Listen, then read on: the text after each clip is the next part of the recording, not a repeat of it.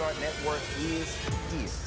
Hold no punches. I'm real revolutionary right now. Support this man, Black Media. He makes sure that our stories are told. Thank you for being the voice of Black America, Roland. Stay black. I love y'all. All momentum we have now, we have to keep this going. The video looks phenomenal. See, there's a difference between Black Star Network and Black-owned media and something like CNN. You can't be Black-owned media and be scared. It's time to be smart. Bring your eyeballs home. You dig?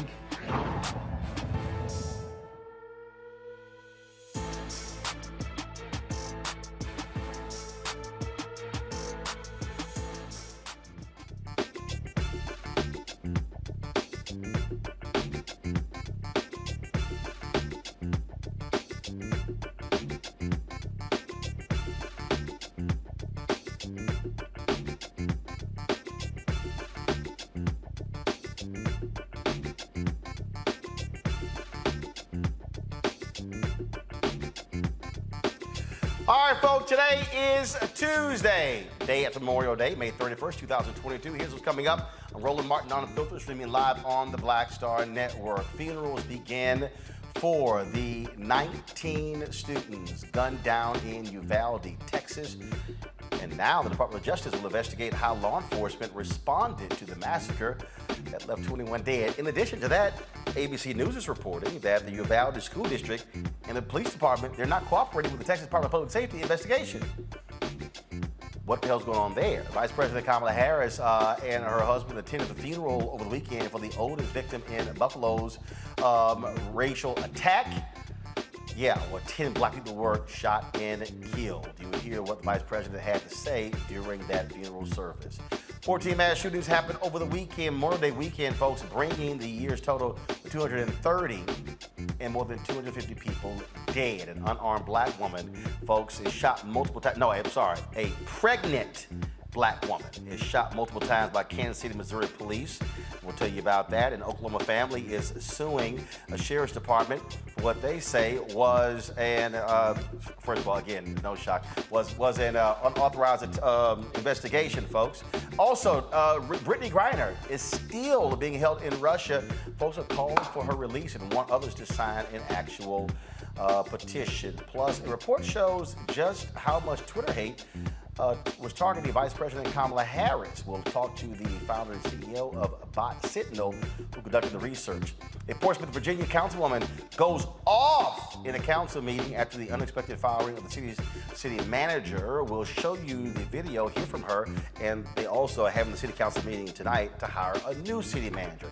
And in today's Marketplace segment, a Tennessee grocery store is helping to stop hunger to Black Lives Matter grocery store. Folks, it's time to bring the funk. I'm Roland Martin Unfiltered with Black Star Network. Let's go. He's got it. Whatever the miss, he's on it. Whatever it is, he's got the scoop, the fact, the find. And when it breaks, he's right on time and it's rolling. Best believe he's knowing. Putting it down from sports to news to politics. With entertainment just for kicks, he's rolling. It's on go, roll, y'all. It's rolling Martin, yeah.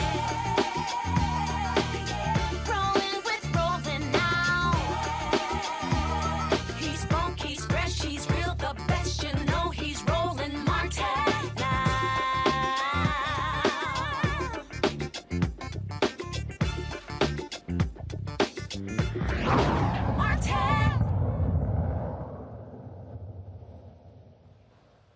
Folks, it has been a grueling day for people in Uvalde, Texas, and all across the country as the first children laid to rest, 19 kids, 2 adults, shot and killed last week at the Robb Elementary School in Uvalde. Of course, this was supposed to be the beginning of the summer break, but that is not the case as families are having to bury loved ones. In fact, folks, it was so devastating that they couldn't even find the number of small caskets needed for these children who were slaughtered inside of a classroom. Man, talk about so sad, so shameful. The families of 10-year-old Amiria Joe Garza and Mandy Rodriguez, folks, gathered to say their goodbyes to the elementary school students. More funerals are set to take place over the next few weeks. Sunday. The Justice Department said it plans to review Uvalde's police response to the school shooting. Department spokesman Anthony Coley says the review will be fair, impartial, and independent. The findings will be made public. Now, what's also strange, folks, is now ABC News is reporting that the Uvalde School District, the police department, and the city, they're not cooperating with the Texas Department of Public Safety. Now, Texas DPS, they're conducting their own investigation. So why is the city police department and the school district not cooperating with the state? This is crazy. Absolutely crazy. Now, when did they stop cooperating? Oh, after the DPS spokesman on Friday said that protocol was not followed by going into the school. Now all of a sudden they say, oh, that's it. We're not talking to y'all. Talk about accountability, huh? Yeah. A DOJ investigation was prompted after viral footage showing parents pleading and arguing with law enforcement outside of Robb Elementary during last week's deadly massacre, folks. This is still, it's been stunning, and the fallout has been just unbelievably crazy as well. Now, remember, last week you had all these Texas folks like Senator Ted Cruz standing up, talking about, oh, how sad this is, and how we must have our thoughts and prayers. Then, of course, he had no problem going to the National Rifle Association convention in Houston and actually saying this.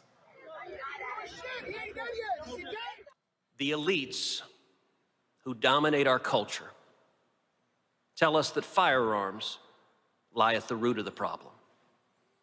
By elites, I refer to some of the most powerful politicians and their allies in the media, the leaders of the largest corporations and many of the most famous celebrities, and those who echo and amplify them. Their resources are limitless. Their megaphone is enormous, and their voice can be deafening. Many of these same people make their accusations from behind great bulwarks of safety, from gated communities equipped with private security, or at the very least, from safe and expensive neighborhoods protected by high home prices and low crime rates. Such people can afford an indulgent ideology. Now, it was hilarious watching him talk about the elites. Oh, let's say you went to Harvard, your wife has made millions at Goldman Sachs. You're the elite.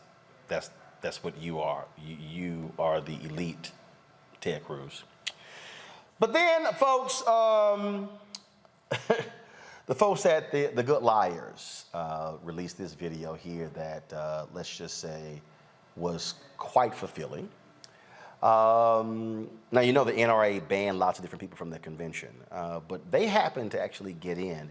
And if you want to see how you shame these idiots, and the people in the room were totally confused by what happened, all you gotta do is watch this. And that's all I have to say. Thank you.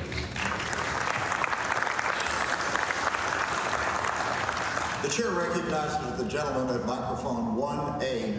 Thank you. My name is Jason Selvig, and I'm from West Palm Beach, Florida. And I would like to say that I am sick and tired of the left-wing media, and frankly, people in this room today spreading misinformation about Wayne LaPierre. Whenever there's a mass shooting, they all say that Wayne LaPierre isn't doing enough to stop these mass shootings, and even implying that Wayne LaPierre has played a part in making it easier for these shooters to get guns, to get weapons. You heard it after Las Vegas. You heard it after Pulse nightclub in Orlando. You heard it after Columbine. You heard it after Parkland. You heard it after Virginia Tech. You heard it after Sandy Hook. You heard it after El Paso. You heard it after Buffalo. You kept hearing that Wayne LaPierre isn't doing enough. And frankly, that's not true. The NRA, under Wayne LaPierre's leadership, has provided thoughts and prayers to the victims and their families. And maybe these mass shootings would stop happening if we all thought a little bit more and we prayed a little bit more. So I'm asking everyone in this room to think, to pray, give your thoughts and your prayers and your thoughts and your prayers and your prayers and your thoughts. And if we give enough of these thoughts and these prayers, these mass shootings will stop. So I want to thank you, Wayne LaPierre, for all your thoughts and all your prayers. Thank you.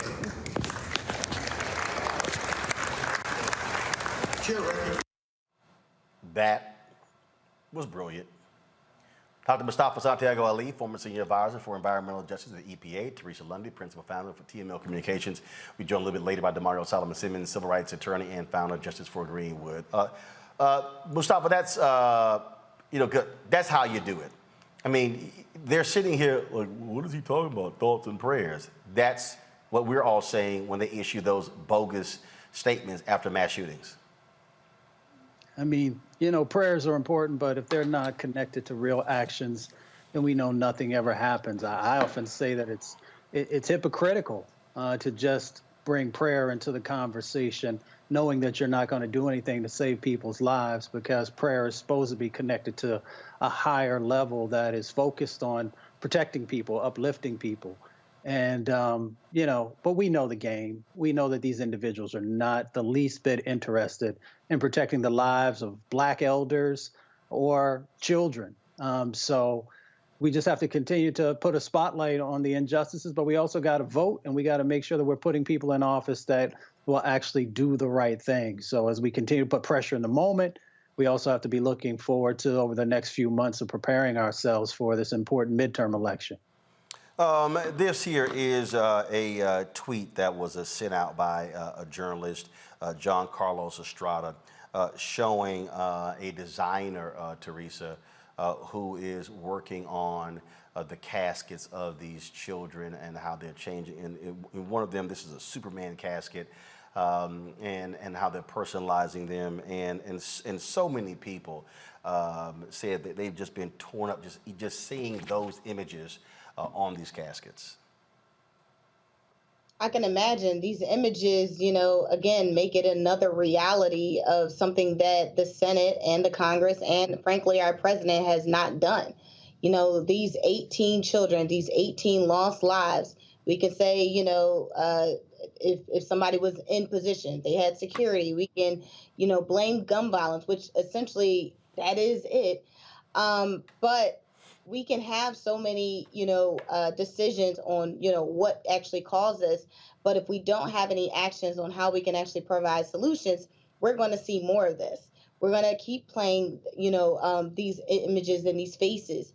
And then when we keep saying thoughts and prayers are with these individuals, we are then not doing a disservice. We are doing a disservice to these individuals and frankly, to Americans as a whole. So ultimately, I'm always wondering what it means to those who are elected, who say they are trying and they're fighting.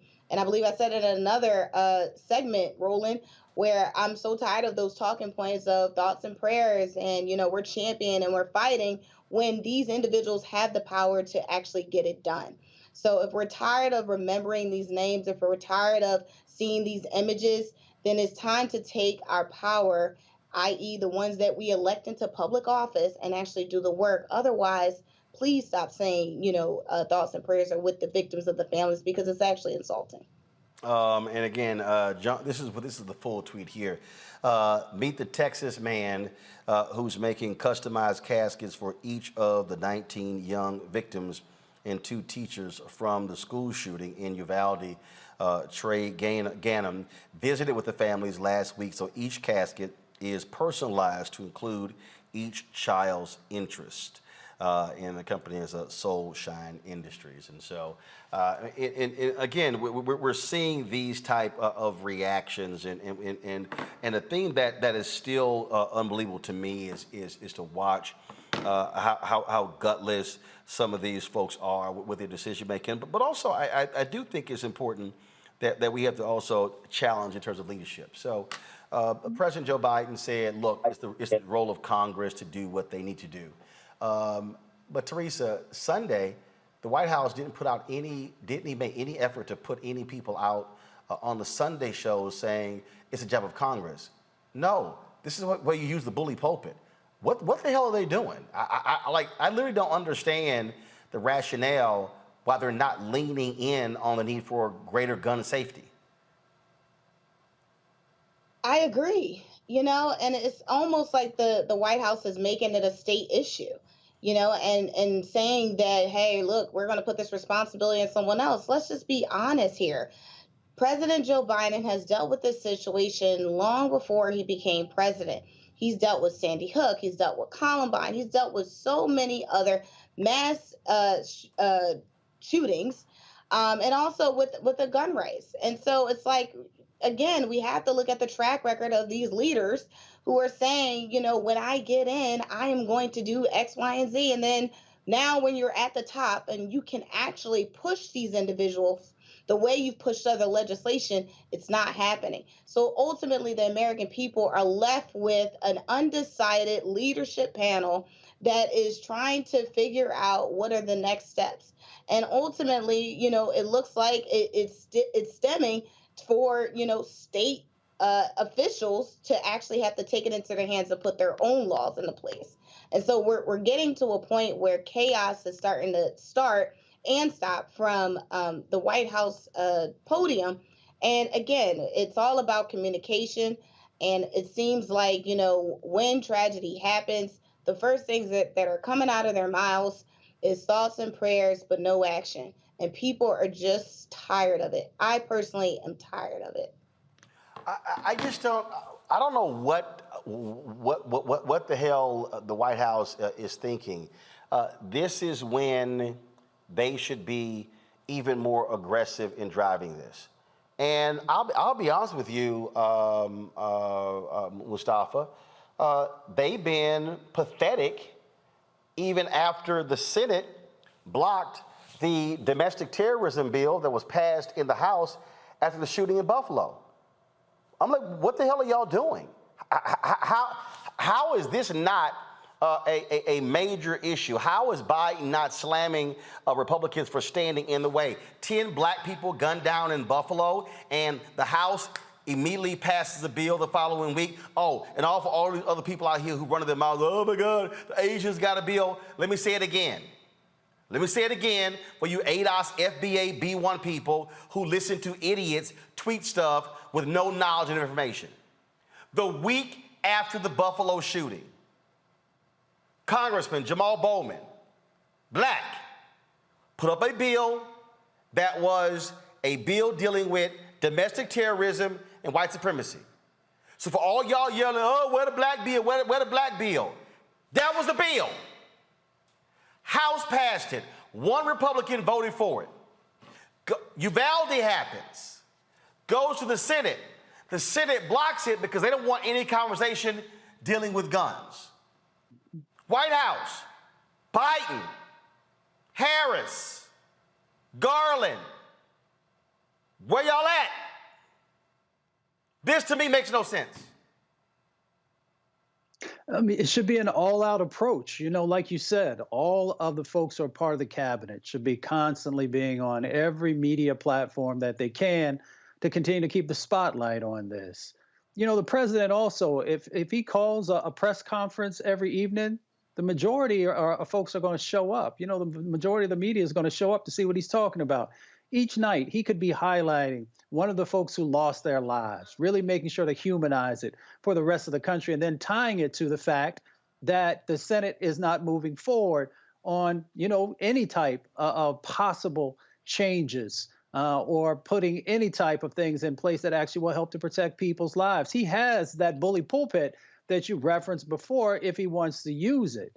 The question becomes, who are you afraid that if you continue to bring this issue up, that they're not going to appreciate it or they're not going to show up for you? I don't know if it's that mythical voter that they continue to try and get, or if there are other things that are in place. I do understand, and I know the numbers of how much the NRA is providing to a number of folks who are in the Senate and in the House.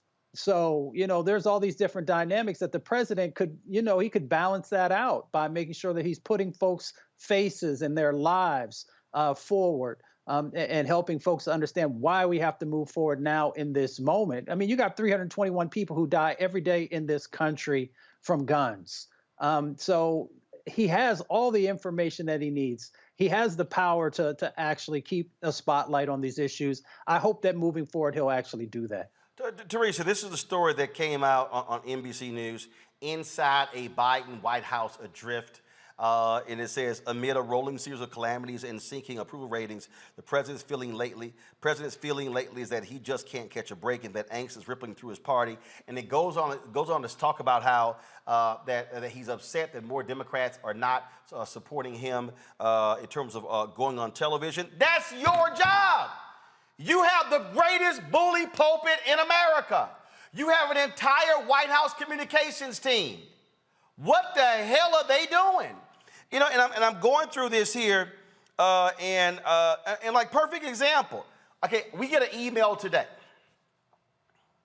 and they offer up 2 African Americans to talk about black people in the economy, and I'm like, that's today's message. Now, and let me be real clear. Again, this is for all the dumbass ADOS, FBA, B1 people. Oh my goodness, we're only about trying to work for the president. No, I'm not. I ain't never want to work for any politician in a campaign or in elected office, so all y'all can kiss my ass. I got a job. I hire people. I'm good. I don't want a job. I'm a CEO. I'm an owner. I'm not interested in working for somebody else, and it's a pay cut. Now, this is what I don't understand, and this is just me. Now, y'all tell me, you know, Mustafa, you worked in the administration. Teresa, you work with elected officials. But y'all tell me if I sound like I'm crazy. Monday, Tuesday, Wednesday, Thursday, Friday happens every week. I would think you sort of have a strategy as to what are we messaging today? What are we communicating today? What are we focusing on today? I would think after Buffalo, after Uvalde, every day, Congress, stand up, dealing with gun safety, every day. That's my message. I would think if you're the White House, you're putting the Surgeon General out talking about how gun violence is a public health crisis in America. I would think you're putting out the Secretary of Health and Human Services to discuss the same thing. I would think you're putting out folks in the Department of Justice. I would think you're maximizing your cabinet. That's what I think in terms of I'm trying to drive a narrative, if I'm trying to keep it top of mind.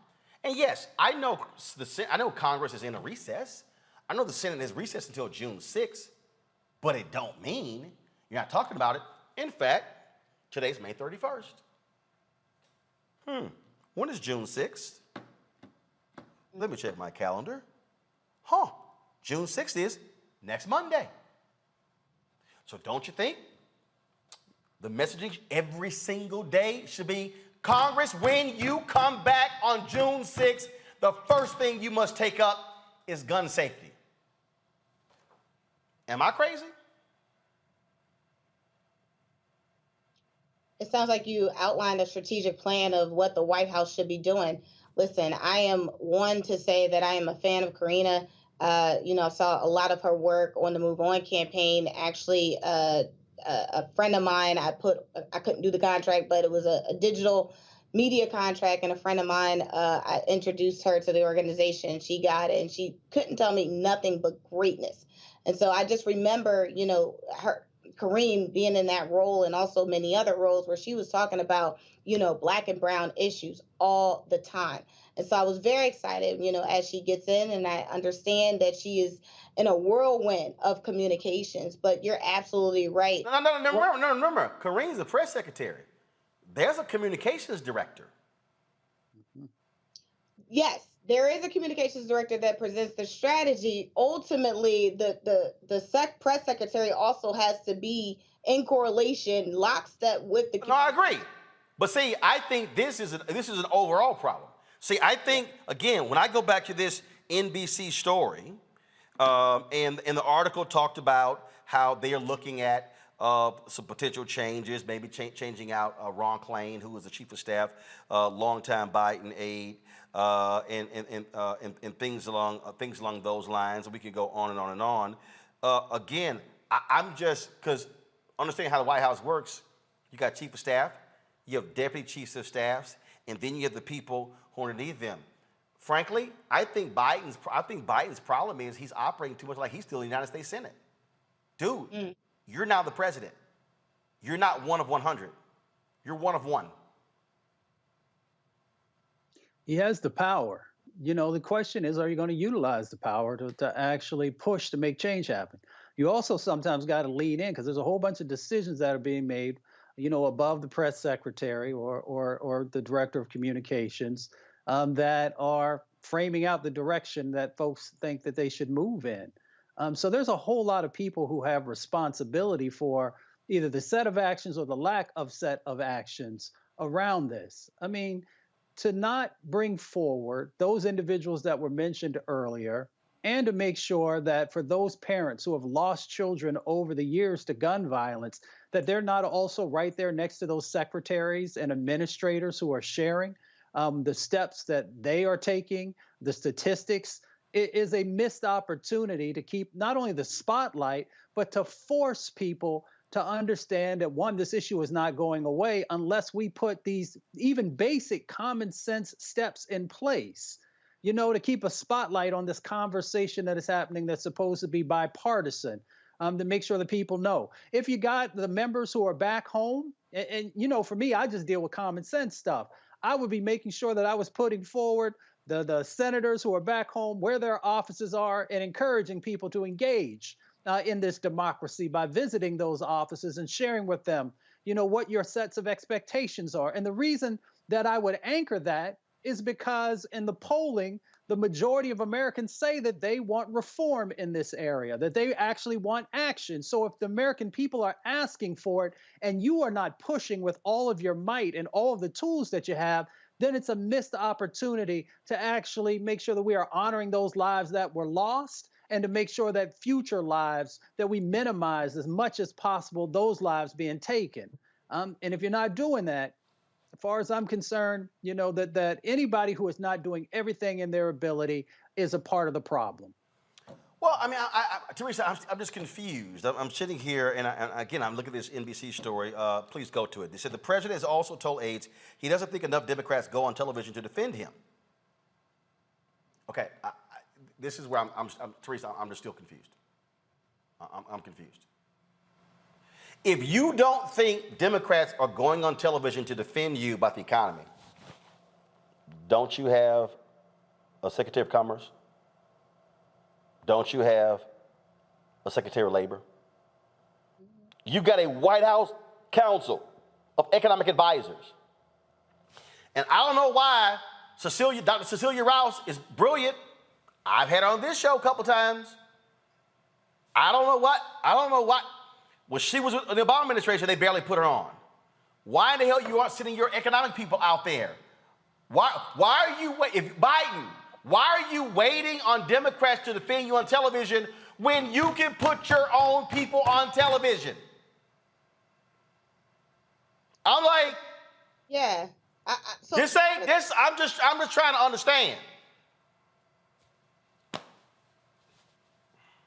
So part of it is what I'm thinking is, do the people that is in his administration actually believe the economy is going in the right direction? And, you know, if those are sitting, you know, there are employees that work for every CEO, and if that CEO is not doing the job that they said they were going to do and provide for them, then absolutely they're not coming out front saying this is the best place to work.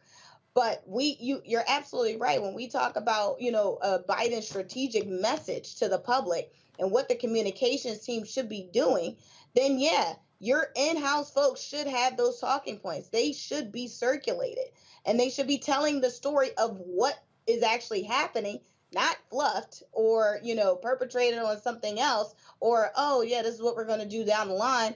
Listen, we have seen some very important people in this administration moving on to other things because they are seeing the ball drop. And what Biden and his strategic team needs to do is to rethink. They need to take a step back and also refresh their development tools. So what does that mean? That means putting strategists in the room and actually getting something out of it. No more sitting in meetings with no notepads, no more, non-recorders. Let's get this thing on record and put some pen into paper in order to fix this country. Because what we are seeing right now is an unfortunate divide where, not only the presidency is almost in disarray, but we are also struggling, and the GOP seems like they are winning. And so, we're still talking about inflation. I think we've talked about Ukraine and Russia's war, for the past 3 months, right? And again, there was so many other things that are happening, and now we're getting back to what's happening. Now we're back to the social issues that are happening here in America. And people are like, okay, I know we did this across seas, but now what are we doing here at home? And now that focus is here, we're looking for answers. And I'm not sure if the presidency right now is actually handling the message in the right way. DeMario, here's a perfect example. 8 hours ago, the DNC War Room Twitter account tweeted this out. President Biden is not only leading our nation through a historic economic recovery with unemployment below 4%, but he has a plan to fight inflation and lower costs for families. Republican lawmakers don't have a plan and are rooting against families. And what they did is they tweeted out an opinion piece that is actually in the Wall Street Journal. Joe Biden, my plan for fighting inflation. Okay, so let's just start right there. Okay, let's just start right there. Okay, and so this is dated May 30th, 2022. 5:15 p.m. Eastern Standard Time. Okay, so let's start right there. You're putting an opinion piece in the Wall Street Journal that's owned by Rupert Murdoch. How many everyday, low-wage, working-class people read the Wall Street Journal? In fact, of the four of us, how many of us have a subscription to the Wall Street Journal, hard copy or digital edition? That's 2 out of 4. Okay? Now, here's what I don't understand, Mario. If I'm the president, I can literally call a news conference at any time. I could walk into the room and say, schedule it. In fact, I don't even have to say schedule it. You just show up. I can walk into the press room. If I'm Joe Biden, if I'm President Joe Biden, I'm not writing an opinion piece saying, here's my plan for fighting inflation. I'm going before the cameras and saying it. And laying it out. If I'm Joe Biden, if I'm President Joe Biden, I'm literally saying I'm gonna hit 8 to 10 cities in the next month holding town halls with parents and workers and discussing my plan to beat inflation. What I'm not gonna do is have folks whine in an article to NBC or to Politico or to Axios or to anybody else about my plan to fight inflation. That's what I'm gonna sit here and do. How about you? Does that sound crazy? Listen, I'll just answer the whole question by saying yesterday I took my mom out to go grocery shopping, and everything was much higher than it's been in the last couple of months. And then we went to go fill up my tank. It cost $70. Now I'm fortunate enough I can fill my tank up, and I can do that. But it really struck me that if someone was making $10 an hour, they would have to work 8 hours just to be able to fill that tank up, work a full day for one tank of gas. That's the issue, Roland, and what you're saying makes perfect sense, that this needs to be dealt with not as some elite Wall Street Journal newspaper op-ed, but tangible, what am I doing? Not what am I going to do? Not that I have a plan. People don't care if you have a plan. People want relief. People see $40 billion, $50 billion going over to Ukraine, and they're saying, wait a minute. The stuff I was paying for, I was paying gas for $2.50. Now it's $5, $6, $7. But we have $50 billion that we can send overseas. That's the issue. That's the problem. And I agree with you 100%. Mr. President Biden could go anywhere, and it's a news story. He could get out on the road. That's one of the most effective things that Trump did. He got out among his base. He kept them fired up. He kept them engaged. He kept them in the know of what he was thinking and what he was doing. And we're just not seeing that with this presidency. And again, you have the greatest bully pulpit in the country, Mustafa. You can literally talk at any time. And I just don't I don't understand the whining and complaining. And I'm telling you right now, and all I'm seeing, and ain't that many black people in the room, but all I'm seeing are a whole bunch of people, we don't know what's going on, we don't understand, we don't know what's happening, why we can't. Because y'all got folk who don't know how to communicate. As Joe Master says, you got to put it where the ghost can get it. You got to walk folk through it. You got to actually say it. You got to say it in real time. And so I just, again, to me, this ain't that damn hard. It's really not. He's got to remember he's Joe from Scranton. Remember when we were in the campaign, he continually remind folks of that he understood, everyday folks' values. He'd been there. So you can't lose that. We often end up we're surrounded by individuals who've never spent any time with real people. Don't understand what it's like to have to make a decision about putting food on the table or keeping the electricity on. Those are the important conversations. So you got to bring it back to the people. And as we said, you got to actually be out there with folks, and you got to utilize these various tools that you have in place where people are going to come. Folks want to hear from the president. One of the reasons that they elected him is because he brought hope back to the conversation, and he also grounded it in a set of actions that he was going to do. So you can't lose that, especially in this moment. You get an opportunity to educate folks on what your set of actions are, what they're going to look like, and how it can make their lives better. You can have real talk with people about the challenges that they're currently dealing with. And you can also make sure that people understand that here are the things you want to do. Here are the impediments that we're currently facing on Capitol Hill, to make sure that you are framing the conversation in a truthful way, in an authentic way, so people understand why they have a role to play in this moment and moving forward. And if you don't do that, you can't rely on the Lincoln Project to get your message out and to make sure that you get reelected. When you do that, you set yourself up. And again, he's just got to make sure that, one, he's surrounding himself with people who've actually spent time with everyday folks, and that he is the one who's framing out the direction moving forward, and be okay with folks wanting to have some deeper conversations with you.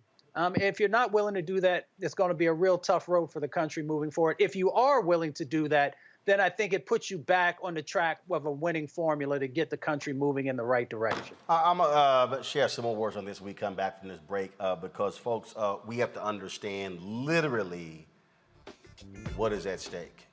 It is the last day of May. June, July, August, September, October, November. 6 months to Election Day. And trust me, the folk on the other side are crazy and deranged, but what I keep saying is that they are hyper-focused on turnout. I'll break it down further when we come back. Roland Martin Unfiltered, the Black Star Network.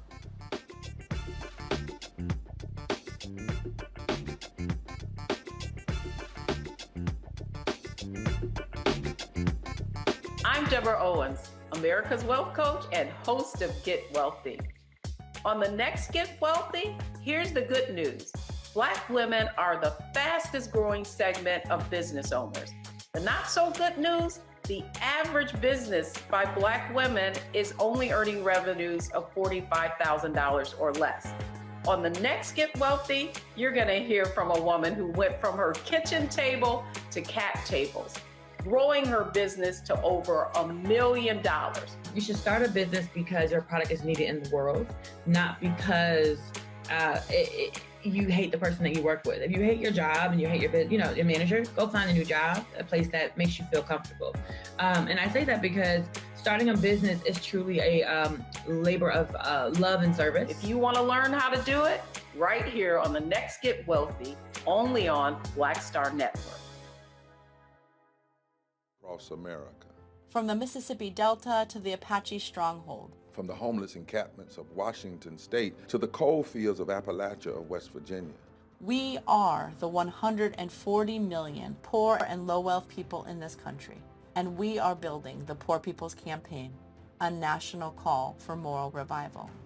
On June 18th, ahead of this year's midterm elections, while the Congress is still in session, we will hold a mass poor people's and low-wage workers assembly and moral march on Washington to arrest the attention of the nation, to put a face and a voice on poverty and low wages in this country. This is a watershed moment for justice and democracy in America. There are those who say that transformative change is impossible, but history teaches us that it is precisely in times like these that people must build a broad and deep movement from the bottom up. We must compel this nation to repent, to lament, and to see the realities that have been hidden for far too long. On June 18th, we will come together to lift the voices of the poor and low-wage workers who know that change is not only possible, it is essential for our survival.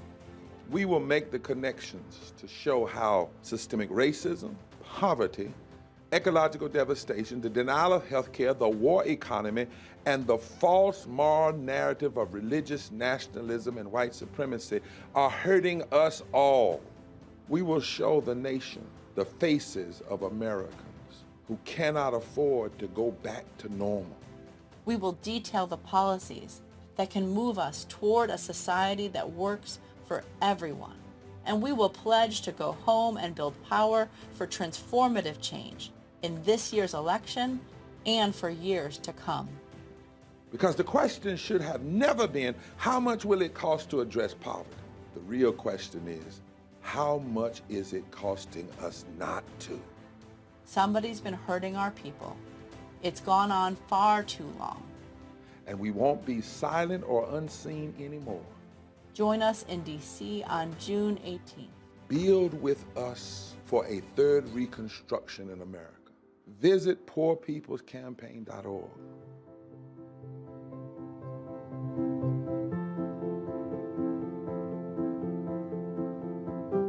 Carl Payne pretended to be Roland Martin. Holla! You are watching Roland Martin, and I'm on his show today, and it's what? Huh? You should have some cue cards. Hey, what's up, y'all? It's your boy Jacob Lattimore, and you're now watching Roland Martin right now.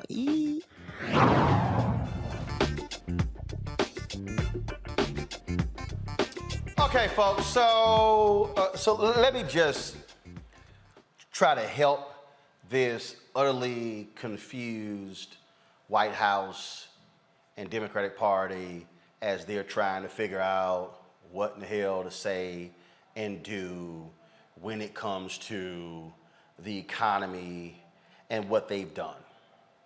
So President Biden is saying that look how we've gotten unemployment numbers so low. Very true. But as DeMario said, that means absolutely nothing when you're looking at the price of gas, the price of food, things along those lines. Now, let's walk through this here. So I was reading a piece over the weekend. Reverend Dr. William Barber sent this to me. And this is the headline: Can Beasley become North Carolina's first black U.S. Senator? 3 views on what she needs to do. Now, this is in the News and Observer. Now, this is something that Reverend Barber said in the piece that I believe is absolutely true. First of all, another person said that in the piece, you've got to talk to the other 65% of the electorate, not just the right wing of the Republican Party, as Trump tends to do. Reverend Barber says in the piece that 45% of North Carolinians are poor or low wealth, a share of the electorate that he said is, quote, the sleeping giant that needs to be awoken.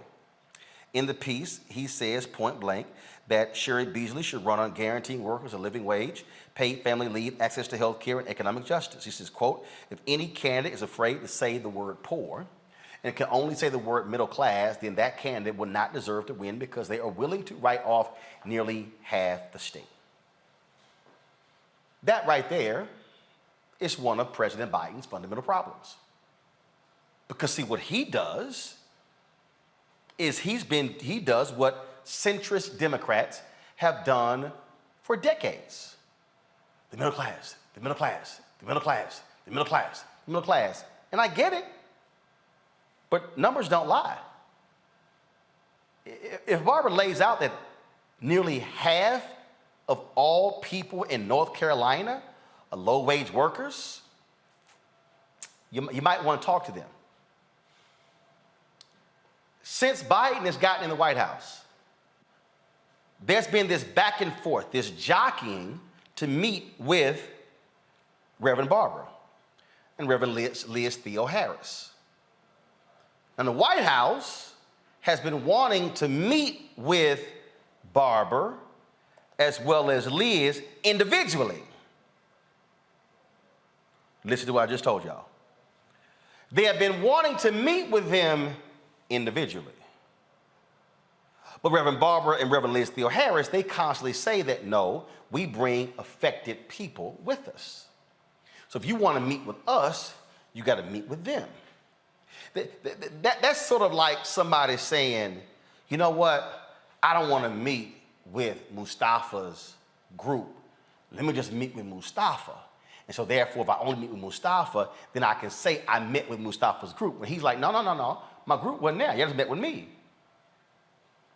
See, y'all, where Biden and the White House and the Democrats are totally ignoring this reality is that if you talking to the people out there who ain't voting and you saying to them, this is what I'm going to do, you're going to stand a better shot of turning them out than turning somebody over here who can afford a Tesla.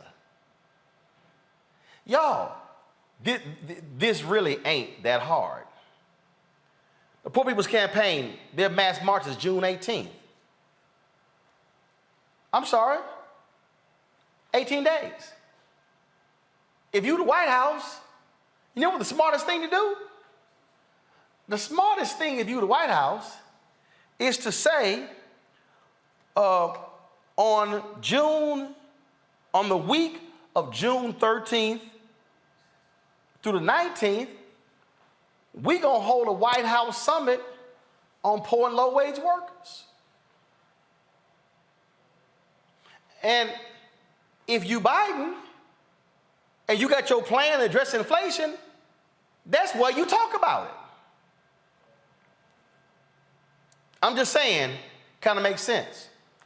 I'm just saying that when you run around touting, and I told y'all this before, he goes to North Carolina A&T, and he's touting all this money they gave HBCUs, but he talks in general. He gives the whole number. Anybody know how a good preacher does that thing? You don't just talk about stuff in broad terms, you get specific. If you Biden and you gave money to North Carolina A&T, and you gave money to St. Augustine, and you gave money to Winston-Salem State, and you just start name dropping, y'all got money, y'all got money, y'all got money. You don't say, my administration, we've given $6.8 billion in the last two bills to historically black colleges, universities, and minority serving institutions. No! I showed y'all the numbers. Alabama colleges have gotten more money than anybody else. Joe, go to Alabama.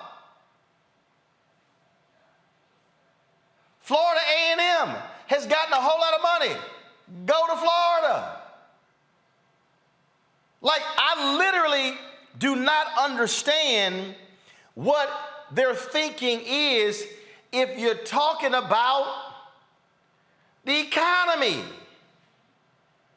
You've got to engage the people. The White House loves talking about, oh, Biden, his empathy.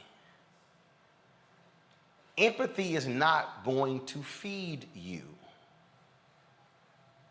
But if you are laying out our food program, if you laying out what's happening, here's what they are doing, and I'll bring the panel in a second. This is what they're doing. Y'all, they are playing a Washington, D.C. game. And the country don't all live in D.C. and New York. I'm gonna go back to the piece I was telling y'all about, because y'all need to see numbers. Obama runs in 2008. I'm showing y'all numbers. Go to it, please. In 2008, black voter turnout in North Carolina hit its highest ever at 73%. It exceeded the white turnout, which was 71%. Now wait for it. Now wait for it. Now mind y'all, he won North Carolina by 14,100 votes. But y'all see what happened in 2020. Black turnout drops 5% to 68%, but white turnout jumps 8%. Midterm election. That's the one I want to focus on, DeMario, Teresa, and Mustafa. In the last midterm election in 2018, 48% black turnout, 56% white turnout. So 2008, 73% of black people turn out for Obama. A 25% drop in the 2018 midterm. But check this out. 71% white in 2008.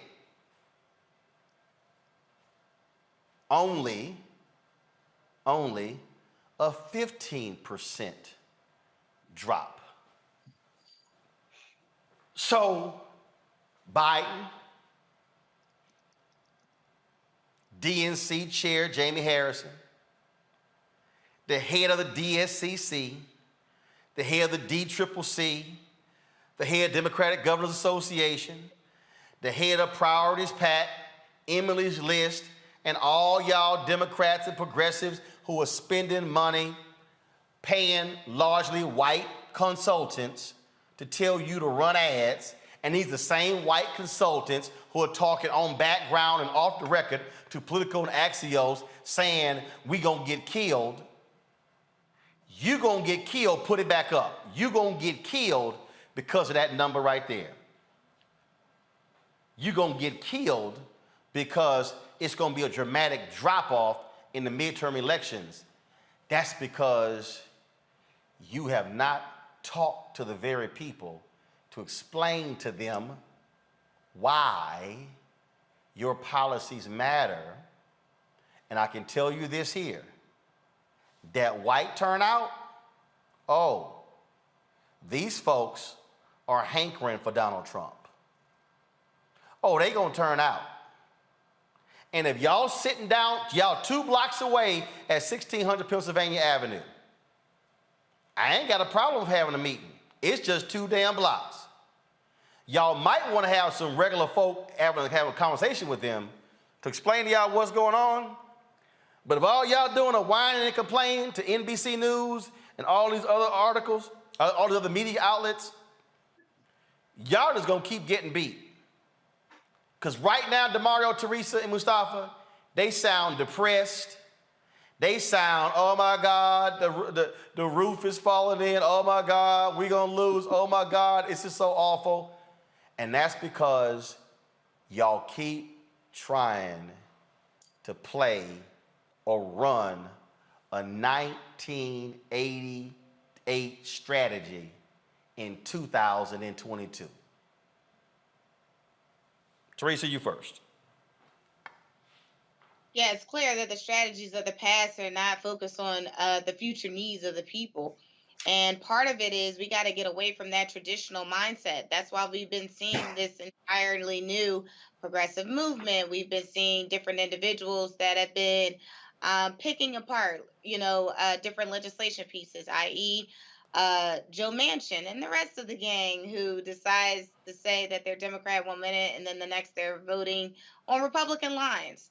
But also locally, we've been seeing a lot of these situations where we are having, incumbents leaving office with some of the help of those local leaders who's helped gentrify a certain area. I know this is not just not happening in Philadelphia, but it's happening in communities across states where the old way of thinking, when they were selling people's properties for less than $1, and now we're seeing other people of color being put out of their homes and their properties that they can't even build generational wealth.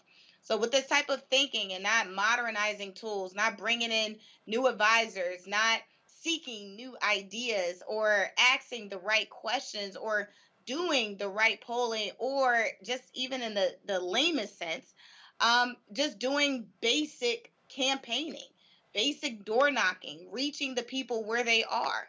It looks like Donald Trump, and the rest of his team decided to use 2021, really probably 2019 ideals, and that's how they actually got in. Because we got to move forward. I think each party has to realize what is working for the American people today.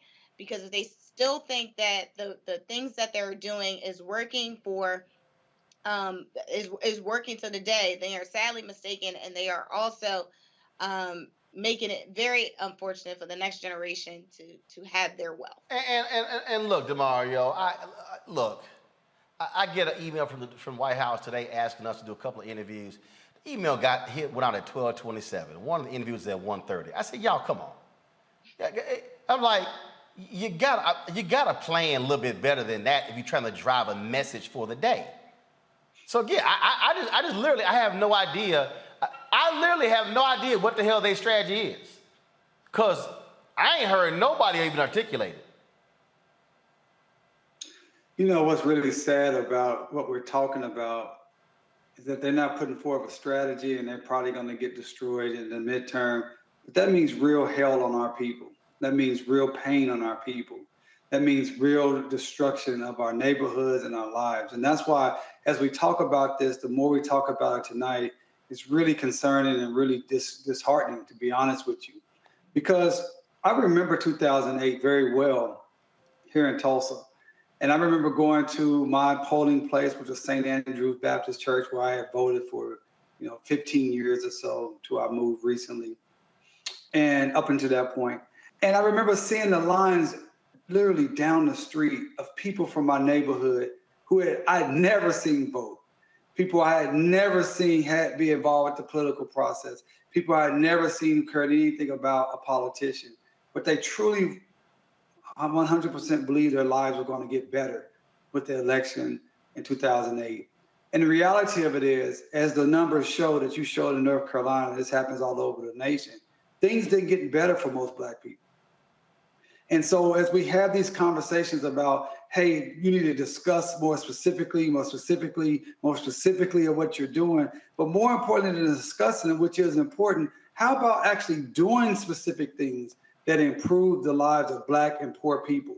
That is not happening under the President Biden administration. And sadly, it hasn't happened under any administration in my lifetime for the masses of Black people.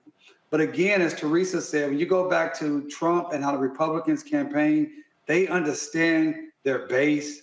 They say the things that their base wants to hear. It's racist, it's vulgar, it's disgusting, but that's what their base wants to hear. And guess what? They actually put forth legislation. They passed big tax cuts. They passed gun bills to make it easier to get gun law. They make it harder to vote. Those are the things that their base wants. But the Democrats get in, they don't talk about what they're going to do for their base, and then they don't, and they certainly don't do it. Well, remember those things. It's a lot easier to pass those things on the state level when you control the House, the Senate, the governor's mansion, and you have super majorities. No, I'm talking about even at the federal level. Let's look at let's look at the shooting last week. That tragic shooting of those young babies that was killed, slaughtered, 19 of them. Right. President Biden came off the plane. He's going to have his press conference. He comes off the plane. It was a very generic, broad, I can't believe this. We need them to do something. Take that difference, what Steve Kerr said at his press conference. How Steve Kerr had passion. How Steve Kerr specifically said, Mitch McConnell, you're trying to hold on to power because you care more about power than the lives of our children. You see what I'm talking about? You're talking about the specificity, talking about the understanding of how you speak to the base of people to move forward. And then on the Sunday talk shows, there's no one from the administration talking about this are the laws I'm going to pass. And guess what? Just like in Canada, Justin Trudeau signed legislation. I want to see President Biden, I say this all the time, President Biden, sign an executive order saying I'm getting rid of the AR-15 and let the gun manufacturers sue him. Show some passion that you care about the lives of people that are dying each and every day. Yeah, but the lawyers, but that's where the White House lawyers will say you don't have that authority. And but he's the president. No. What I'm saying though, president. No, he can be the president, but that's where. But again, though, and that's the difference. But, you think Trump is caring about? No. And that's my whole point. That's the difference also between where you have two parties in terms of how they operate. But here's another example again to me, and again, I just look at how you're not sitting here hitting it. Just real quick, y'all. So before I go to my next guest, Justice Department secures agreement in race discrimination lawsuit involving 2 rental properties in Georgia. Okay, dealing with racism in housing. Okay, that came down literally on Thursday. Okay, that's on Thursday. All right, y'all. So then, and again, I'm showing y'all these because you're probably saying, okay, why I didn't hear this only on Roland's show. Former Mississippi Deputy Warden pleads guilty to assaulting inmate at Parchman Prison. Melvin Hilson, 49, a former Deputy Warden, pled guilty to violating an inmate's civil rights in 2016. Okay, one more for you, last one. Let me pull this up for you right here. Three Kentucky correctional officers indicted for assaulting inmates attempting to cover it up. That dropped on Friday. That's just what the Civil Rights Division is doing. I've broken down this thing before. I don't understand how you, the White House, Mustafa, and you ain't saying none of this. None of it. You're not even touting it.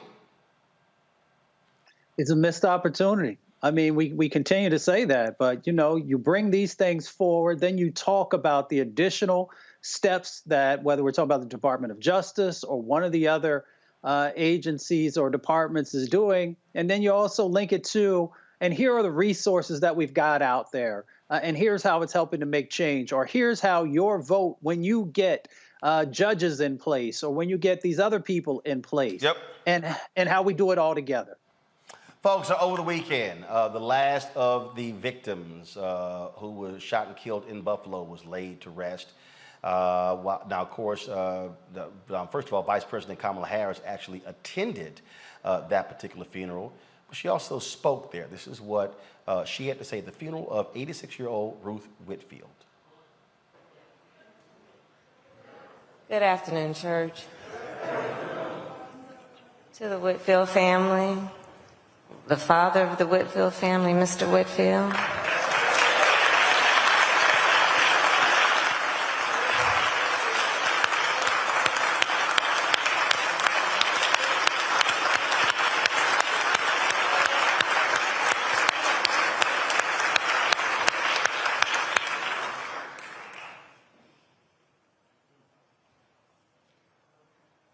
The pain that this family is feeling right now, and the 9 other families here in Buffalo, I cannot even begin to express our collective pain as a nation for what you are feeling in such an extreme way. To not only lose someone that you love, but through an act of extreme violence and hate.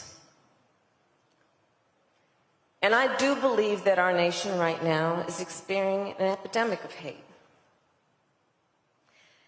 And as we know, and Scripture teaches us, when we talk about strength, the strength of personality, the strength of spirit, the strength of faith, I think we all know that a true measure of strength is not based on who you beat down, it's based on who you lift up. Who you lift up. And it means then also in that strength, understanding we will not allow small people to create fear in our communities, that we will not be afraid to stand up for what is right, to speak truth even when it may be difficult to hear and speak.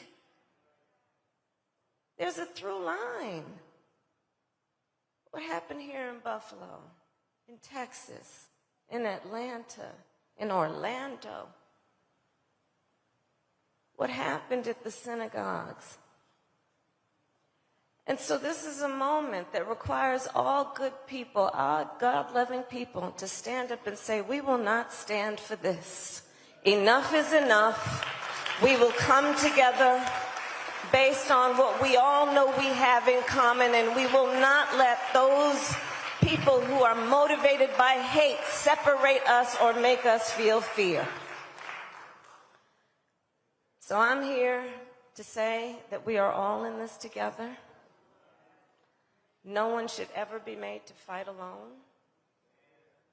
We are stronger than those who would try to hurt us think that we are. We are strong. We are strong in our faith.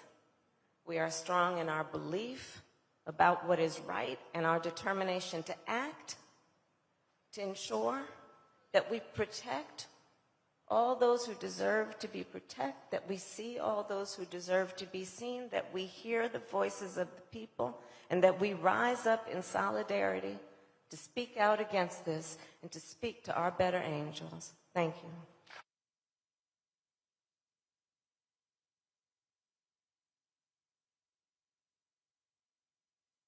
All right.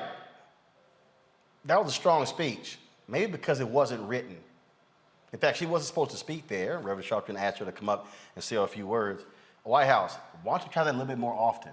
Of course, Whitfield was one of the folks inside the Tops Friendly Market after visiting her husband of 68 years at a nursing home when an 18-year-old white gunman opened fire that took place on May 14th. Now, folks, that's Ruth Whitfield right there. Now, Vice President Kamala Harris has been under vicious attack from the moment she announced that she was running for president. Look at social media. It was a ton of folks who were going after her. Well, a particular group said, you know what? Let's look at this. Let's actually examine this. Where is this coming from? And so that's exactly what they did. And their findings are quite interesting. And we decided to talk to the leader of this organization that actually did this. And so again, if you look at on social media, you look at the bots, you look at all of these different folks out here and with the vicious attacks on her. You've seen it on the right wing. You've seen many folks on the right have their various attacks on her. But social media has been a lot different, largely led by Twitter. But you also can expand it to Facebook and Instagram and other platforms as well. There's been no other politician who has been under the kind of attack of Vice President Kamala Harris. Why is that? Are some folks somehow scared she might run for president in 2024? The folks at Bot Sentinel, released this report that lays out the lack of action taken against these racists. The company reported 40 tweets, but only 2 of the tweets were taken down for violating Twitter's policies. For the first 122 days of the year, there were more than 4,000 tweets harassing Vice President Harris. Christopher Boozy is the founder and CEO of Bot Sentinel, joins us from New Jersey. Christopher, walk folks through what this actually means when you have clearly identifiable tweets that violate a company's policy, but Twitter does not take any action. Hi, Roland. Thank you for having me. What does it mean? It appears that Twitter just doesn't care about, targeted harassment, abuse, bigotry towards women of color, Black women. We did this study because last year we published a report on Meghan Markle.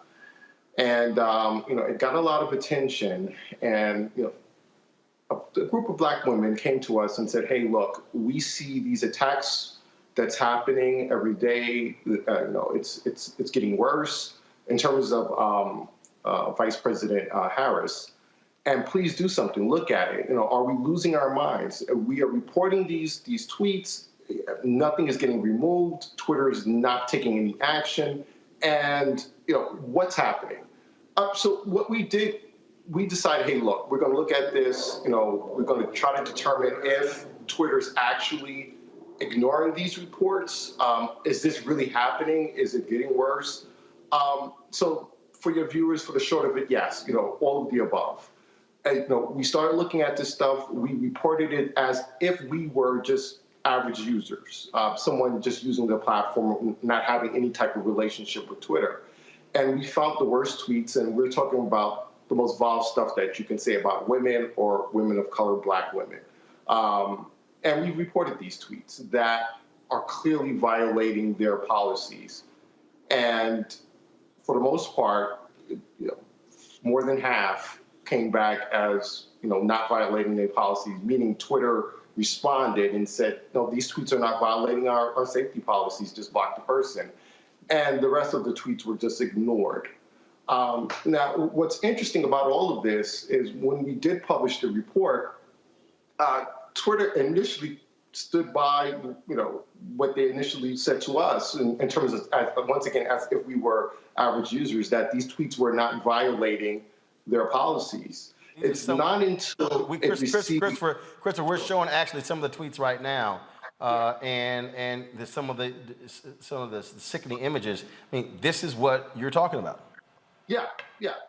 And so it wasn't until we started receiving press and reporters started reaching out to Twitter to ask them, what the heck is happening.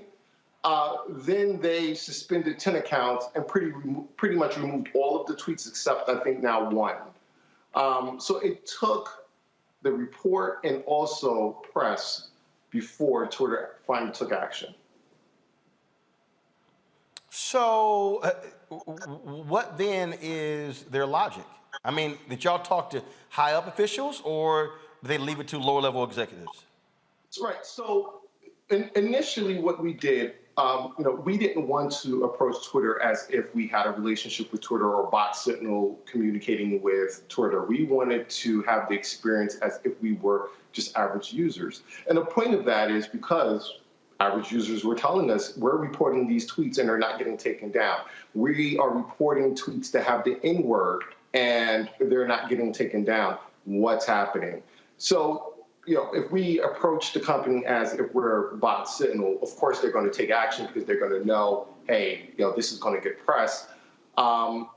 Which is kind of also weird because when we did publish the report, as I stated earlier, they did take their time in removing these tweets. It's when there was an uproar in terms of press and, users like, what the heck is going on? Then they finally took action. So the logic behind it is you would have to talk to someone at Twitter to find out the logic behind it. Wow. Teresa, your question? Yeah, well, thank you, Chris, for identifying these issues. I have a PR firm myself, and so I am dealing with the same thing with my Black and brown clients. I've done the same thing as an average citizen and reported these things, and again, I'm dealing with the same results. So so it's unfortunate, but a question for you? What are some tips that we can do in order to make sure that we are not only protecting our clients, but as a Black woman, protecting ourselves from negative feedback that may or may not come, down the line? Wow. And I hate saying this. There's pretty much nothing you can do, unfortunately. And that's the problem with this. Because anyone can tweet anything about you. Any group can decide, you know what, we're going to make you a target and just start putting whatever they want to put out about you. And unfortunately, most people don't have the resources to combat that or have, a fan base that can say, hey, this is not true and push back against the mis and disinformation. So this is why we try to put pressure on the platforms to take this stuff seriously. No one, we call them single-purpose hate accounts, for example, accounts that are created specifically to target someone. And this is common, whether it's Kamala Harris, VP Harris, whether it's Meghan Markle, Lisa Page. I mean, it's a bunch of accounts that are just created solely to target an individual. And most of this is being, directed at women of color. So that's what we're trying to do. We're trying to put pressure on the platforms to do more. But as an individual, whether it's your clients, whether it's just me, you, it's an uphill battle to fight this stuff. DeMario? I'm sorry, can I do a follow-up question? Yeah, go ahead. Have you guys also did a survey of how many, what's the diversity inside of Twitter in terms of those accountants and executives that are sitting in those positions, giving decisions about the reports that are submitted? I'm just curious to know, what is the makeup of the company as it relates to that department? Right. We don't know, the demographic of the company in terms of are there people of color there that are, saying, hey, look, this is not right. But if you look at those tweets again, I mean, you don't have to be someone from the Black, brown community to see, hey, someone is using the N-word. We need to remove these tweets. Hey, someone has graphic photos that have been altered, which is clearly against their policy. You cannot have manipulated photos of an individual, and they came back and said, using their reporting system, it didn't violate their policies. So I don't know, structurally what's happening at Twitter, and that's what we're trying to do here. We're trying to point out the things that are happening that should not be happening, and putting pressure on the company to take action. Mustafa? Yeah, I appreciate everything you're doing. My question is, through the pressure and attention you have been able to bring on Twitter, has there been any changes to the accountability mechanisms inside of it? The structural stuff that folks can point to. Now, here's the thing. Yes and no. Before, when you used to bring this up to Twitter's attention, once again, they would drag their feet and things of that nature. And they're still doing that, but they're taking action a lot quicker than they used to. Sometimes they would just completely deny something was happening. So if we would publish a report and said, hey, there is a group of bots that are doing X, Y, and Z, they would say they're not bots. And then, journalists will come forward and say, hey, look, we had our own independent researchers look at this and they agree with bot Sentinel. Then that's when Twitter would take action. This time around, they did do it a lot quicker than they did in the past. But once again, it's still us having to put pressure on them, us having to bring it to their attention. Them not doing it on, their internally by themselves. Them not taking action. We shouldn't find over 4,000 tweets calling Kamala Harris the N-word, the C word, the W word, and so forth. They should have things in place to catch that. So I guess the short answer is, unfortunately, no. Internally, they're still not doing what they're supposed to do. DeMario. Man, very interesting discussion. Very excited to learn about your company. I have two questions. First question, does this happen to other oppressed groups? For example, can people say those type of things about our Jewish brothers and sisters, and Twitter just allow it to stay up as they were saying these things about VP Harris? Can they call people, the slur words that they call Jewish folks? Have you guys seen some comparison between how they allow that to be Black people to be attacked versus others? Right. So first thing, Black women on social media by far the most targeted. There's been numerous studies now on this, so that's one. But yes, Twitter does have a problem with, whether you're Jewish, whether you're part of the LGBTQ plus community, a woman, it doesn't matter. If you're not a white male, basically, you're being attacked on Twitter. And so, yeah, whether it's, yeah, sure. Go ahead. Well, what I mean is, I understand everyone being attacked, but once it comes to their attention, do they have the same level of apathy or, hey, there's nothing we can do about it, as it for Black women or Black people, if they have, like, if this was talking about Jews or, LGBTQ community? Got it. We don't have, any data, to be honest with you, to say, well, they act a bit quicker if it was maybe a Jewish person that's being attacked, or maybe it's, the LGBTQ plus community that's being attacked. But I can tell you, we have seen those attacks in the past. We have reported those attacks in the past, especially with the LGBTQ plus, and we've had the same type of outcome. But I couldn't say, definitively that it happens more with the Black community or the brown community versus the Jewish community or, whoever. Well, I'll tell you, as a civil rights attorney, I would be very interested, and maybe this is something your company could do, is actually do the research on once things are actually reported to Twitter.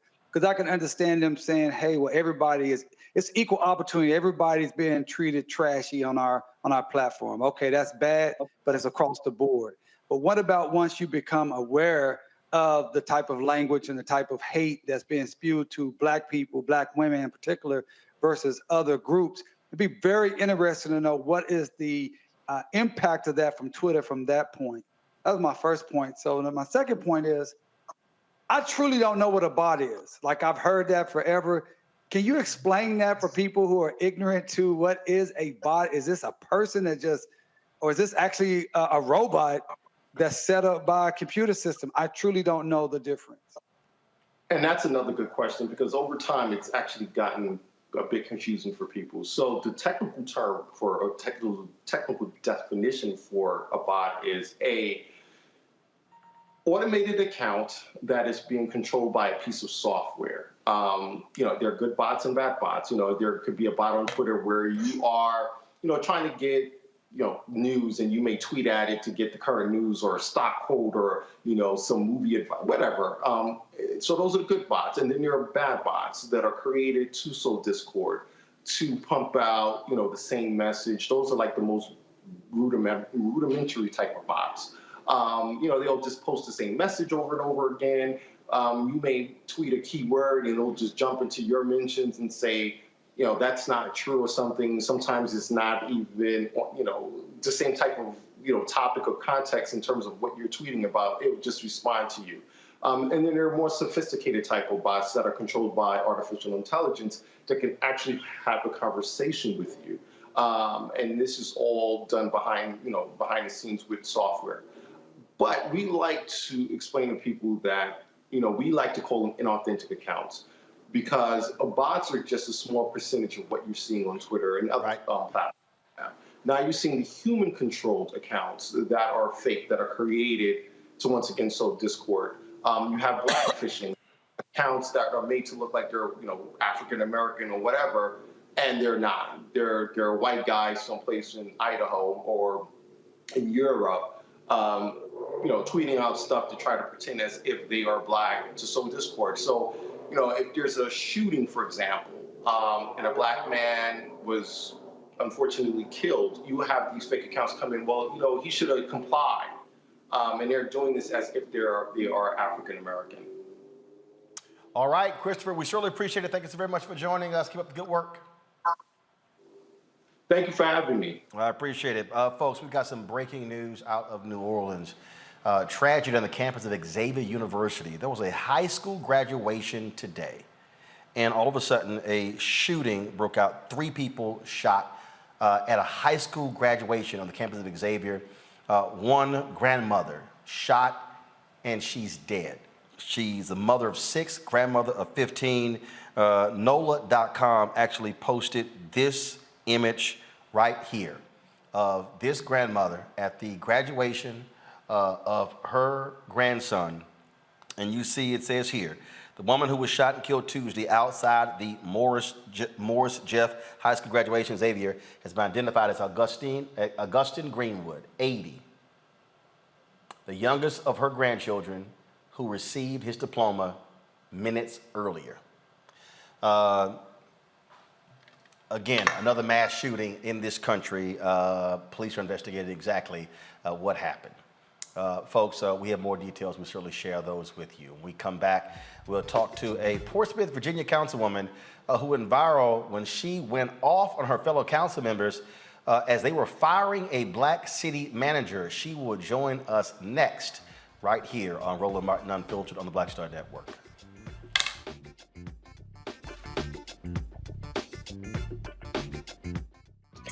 Next on A Balanced Life, we're talking everything from prayer to exercise to positive affirmations and everything that's needed to keep you strong and along your way. That's on a next A Balanced Life with me, Dr. Jackie, on Black Star Network.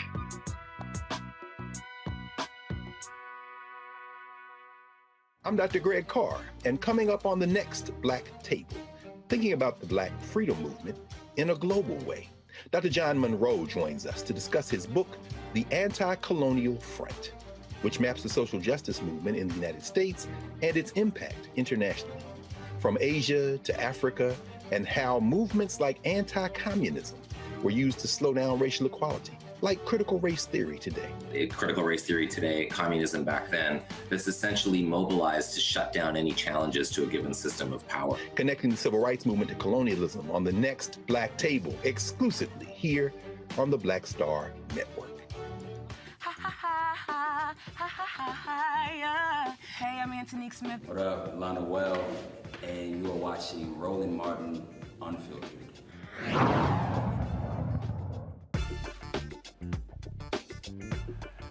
Activist Fannie Lou Hamer once said, "I'm sick and tired of being sick and tired." I think that applies to Portsmouth, Virginia Councilwoman Lisa Lucasberg, who last week was fed up with shenanigans taking place in that particular city.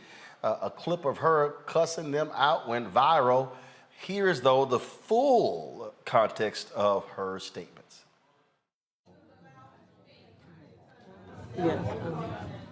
Councilwoman Lucasberg, ma'am, you have the floor. Thank you, Mayor. I did hear the information last Thursday, and I was quite alarmed at a time in our nation where women are misrepresented, underrepresented, not represented, mistreated. This is egregious for this male-dominant council to make this decision today. At a time when my Delta sisters, and this is our Delta sister, is here for our Delta Day, to make this kind of mockery of women is egregious. At a time in our nation when Ketanji Brown was confirmed by the Congress to be the highest ranking member in the Supreme Court, and this council chooses to degrade women, I'm pissed and I ain't gonna say it because you know I can say it, but I'm gonna be cool with it, but I'm pissed. I spoke with Woodard, and I spoke with Battle, and I asked them, had you heard this information? And they did not. They said they did not. But Mr. Battle told me I won't go for it. She's been a great city manager. I'm not going to put her down. But you sat here and you lied in my face. You lied in my face, Mr. Battle. And I want you to lie to these people to say that you didn't say that. You said that this woman has done her job and she has been nothing but great to this community, which we know. We know she has done her job. We know she has bent over backward. We know she has looked aside to some of the votes that you have tried to have people pay you all for votes, that she looked aside, that she could have reported. She got a lot on this council, and that's why they want to get rid of her. And I hope that y'all seeing what's happening, and I hope you make your decision when November comes. I'm pissed as a motherfucker. Yeah, I'm scared. I'm mad as a motherfucker. Hold on, Councilwoman. I am, because I know what's been going on. I know somebody came to my office and asked me to deal with this stuff because they've been asked to be paid $3,000. I'm going to recess this meeting right now. I'm sick of it. We're going to recess the meeting right now. I'm sick of it. We're going to recess. Well, that video has been aired hundreds of thousands of times all across the country. Councilwoman Lisa Lucas Burke joins us right now on Roland Martin Unfiltered. Glad to have you. You tried not to go there, but as you continued, clearly you were not happy. Now, the city council voted to fire city manager Angel Jones in a 4-3 vote. She was just hired last year. We've talked about other issues that Portsmouth, Virginia has had, dealing with your police chief and all kind of other different stuff. So what the hell is happening in Portsmouth? Well, what's happening in Portsmouth is we have a male majority council who rules on votes, 4-3 votes. And they just felt like they weren't getting what they needed out of the city manager.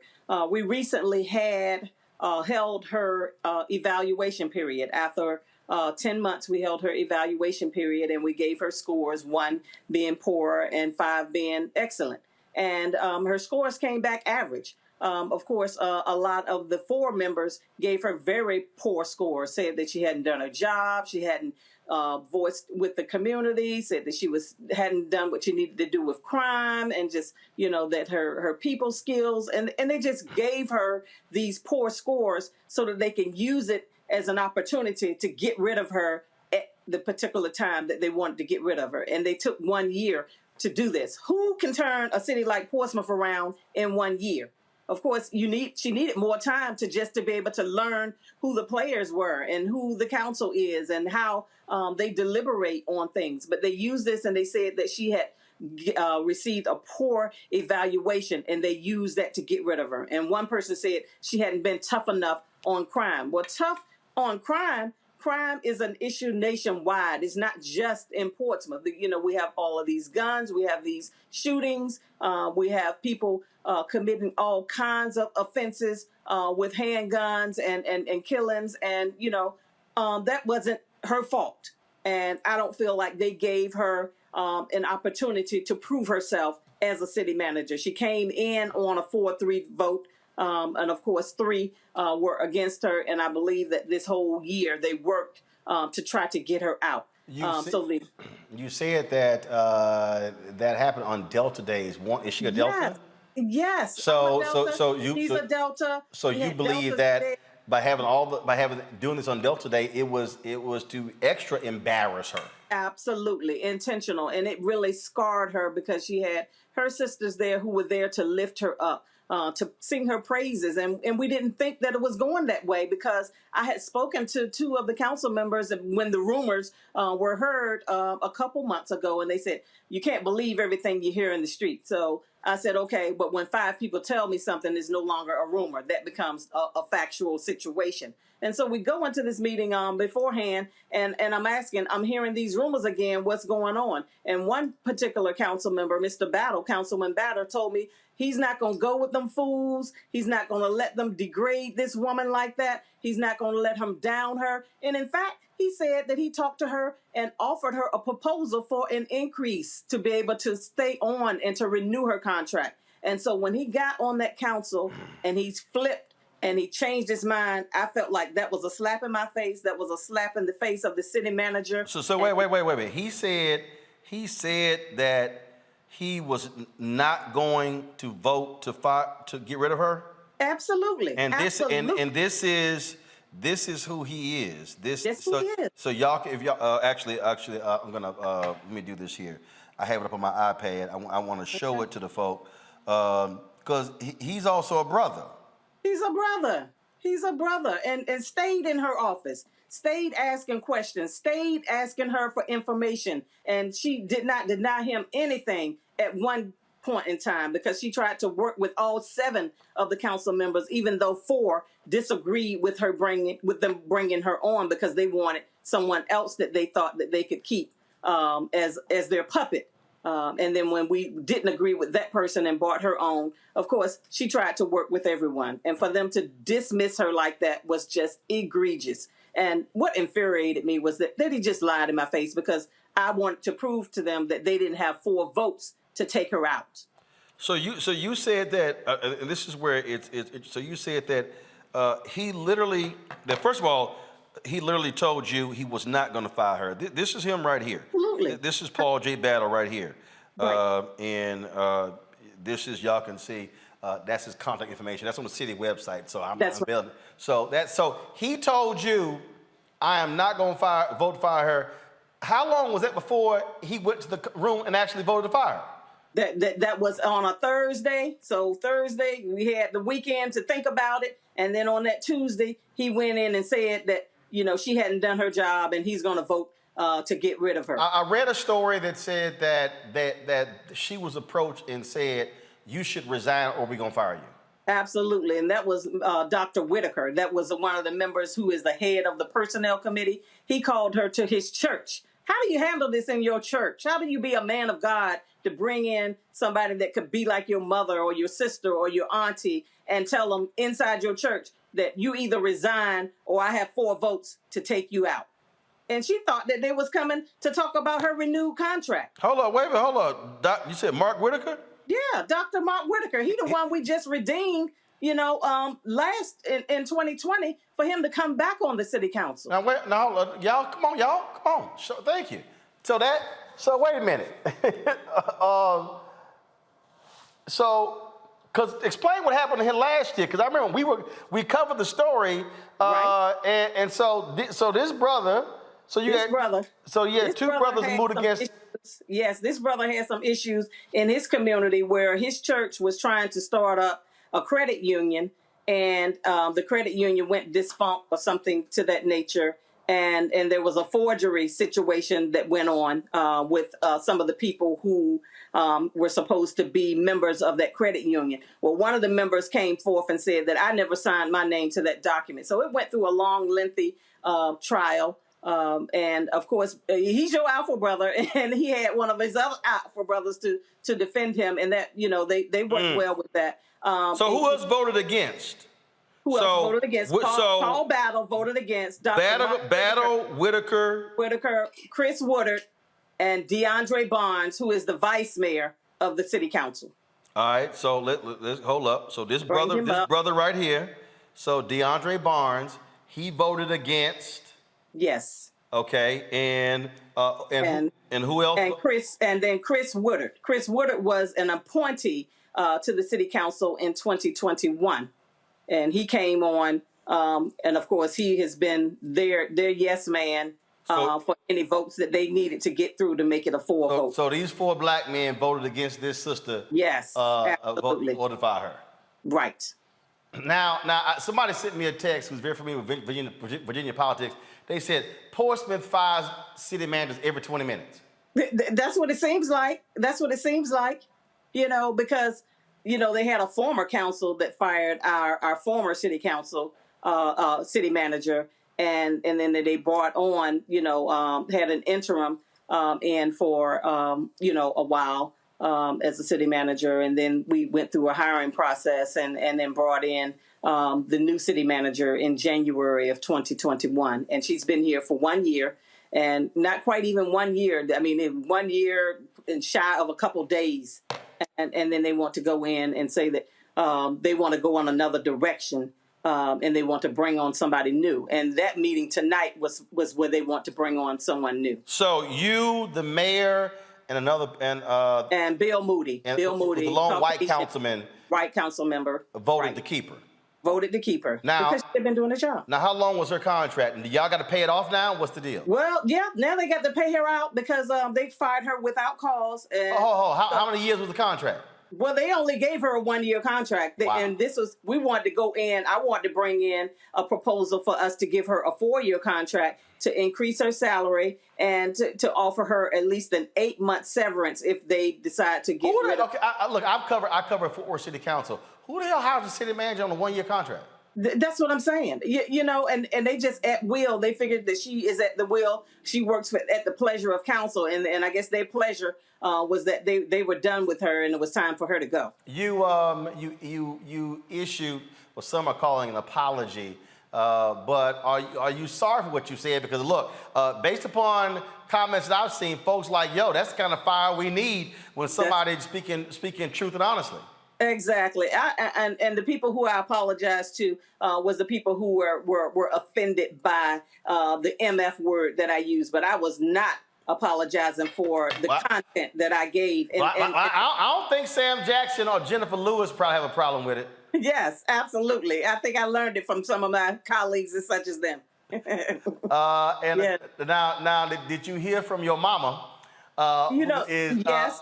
You know what my mom said? I don't know how raw I can go on your channel. The show called Unfiltered. Go ahead. It's unfiltered. My mom said, "Who the fuck you think taught her how to cuss?"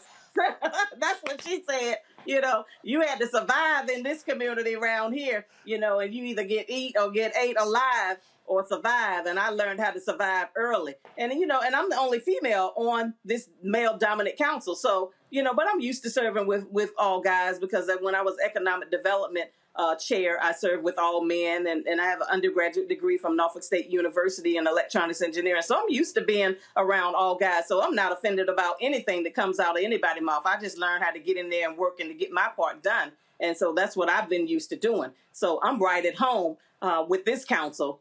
So here we are. And again, for folks who don't know, your mother is the leader of the Senate. She's the president pro tempore of the Virginia State Senate. Precisely. She is the person who sits in place when the lieutenant governor steps out or as a way for meeting or out sick. She steps in as the lieutenant governor, as the president pro tempore of the Senate. Senator L. Louise Lucas is my mother. Look, my position is, sometimes somebody got to say it.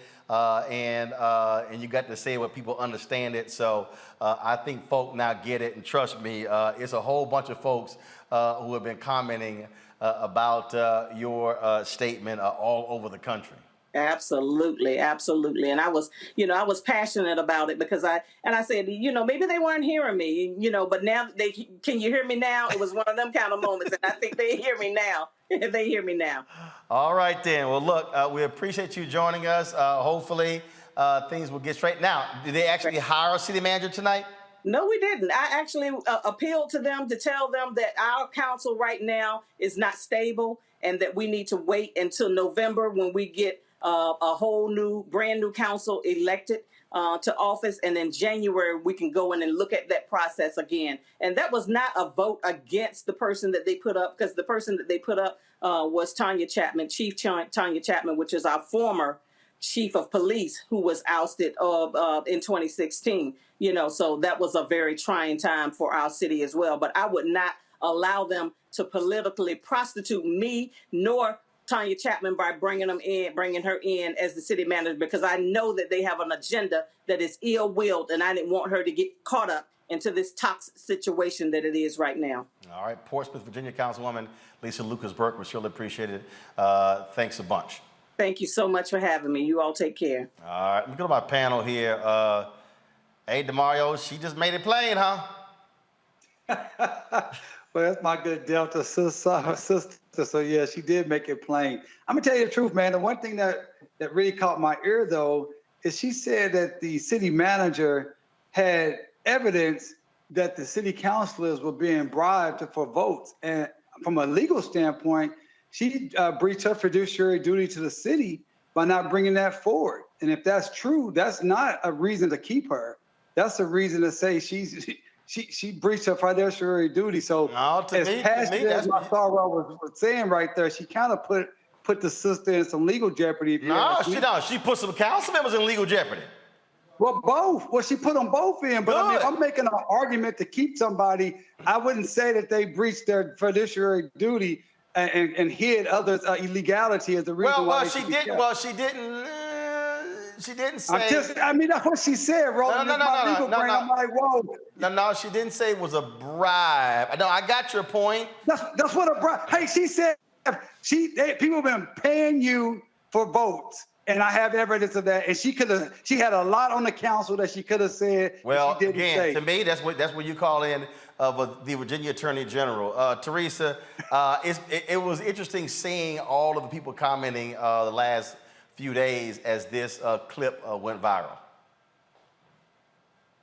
It should have went viral.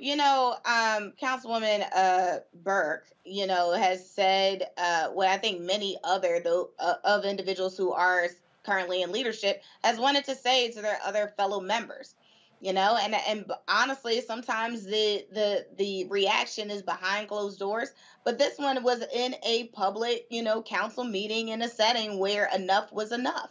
And so, I think there was of course, it could have been, the cordial way and the traditional way. But sometimes, when you keep beating the drum and you have to say it over and over, it gets very draining. And I think, as this woman was, stating, like, look, the majority is not in our favor. I'm dealing with a male dominant panel who is, obviously lying to my face and then sitting next to me voting on a counter position. And so again, I'm glad she took a stand. But again, I think the passion is what probably got her elected and into office. So, I don't think you should ever lose that passion when you're in public office. I just think, if you're right, you're right. And if you need to stand for something, then make sure you stand with facts. Mustafa. I appreciate Councilwoman Lucas Burke. She reminds me of all the Deltas in my family because they do not play. They know their facts, and they will come and get you. It's interesting.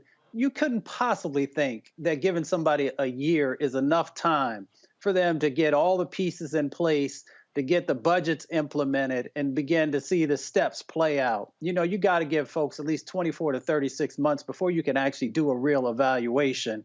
I've operated all kinds of levels in the government, and it's nonsensical to think that 12 months is going to be enough time. So somebody set her up by putting that type of a time frame in place. And that's why it's also important to make sure that you have a good attorney when you are actually going through these contracts to make sure that you have everything that you need in place for you to be able to be successful. And to also make sure you have that parachute if somebody wants to act up and oust you earlier. And I'll just remind folks, I hope all the folks who are getting ready to vote in November down there remember this moment, and I'm sure there's a number of other moments.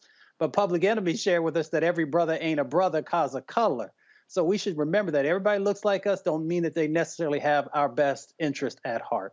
So Cherry Love in the chat said, replay that, Roland. I want to hear that shit again. She got me hyped up. So come on, play it.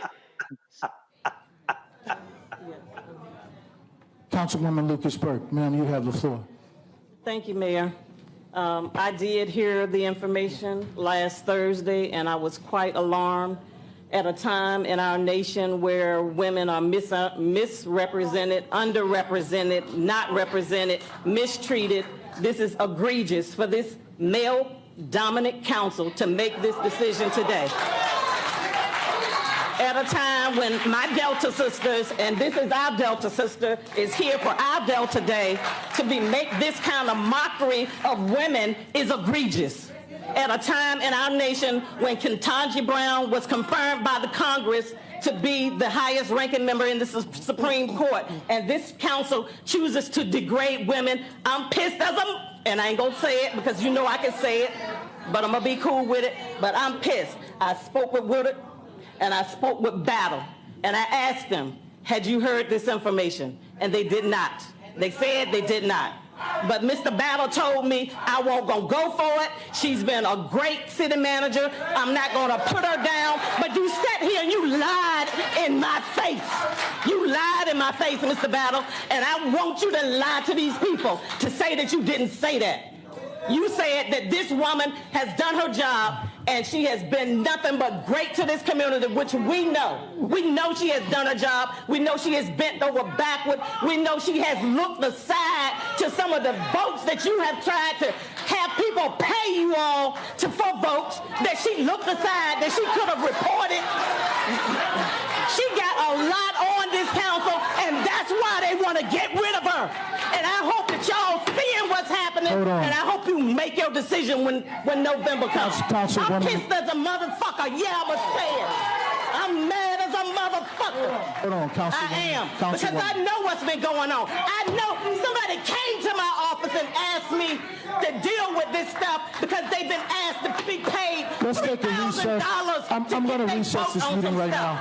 I'm sick of it. We're going to recess the meeting right now. I'm sick of it. I'm going to recess. All I'm saying is, I don't know if y'all saw the mayor there. Y'all didn't see him. Y'all saw his hand. He was like, he was like the usher in church, Sister Lucasberg. Can you calm down? Yeah, him stroking her arm. She pulled it back. I'm mad as a. Hey, she was not trying to feel that. She laid it out. But hey, look.